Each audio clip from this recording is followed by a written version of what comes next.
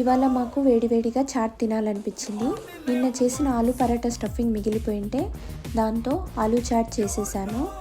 దీనికోసం ప్యాన్ పెట్టి ఆయిల్ వేసుకొని onions, ginger garlic paste, tomatoes వేసి ఒకసారి కలిపి అందులోనే ఫ్రోజన్ బఠానీ, సాల్ట్, పసుపు వేసి మూత పెట్టి ఒక 5 మినిట్స్ కుక్ చేసుకోవాలి. 5 మినిట్స్ తర్వాత మూత తీసి పుదీనా వేసి ఒకసారి కలిపి బాగా స్మాష్ చేసుకోవాలి. ఆలు స్టఫ్ వేసి సాల్ట్, కారం, ధనియా పౌడర్ వేసి ఒకసారి కలుపుకొని వాటర్ వేసుకోవాలి.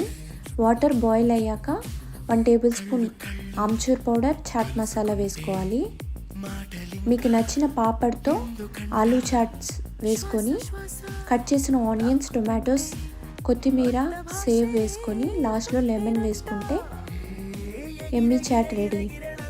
చూస్తుంటే నోట్లో వాటర్ వచ్చేస్తున్నాయి కదా. ఇంకెందుకు లేట్, మీరు ట్రై చేయండి. నచ్చితే ఒక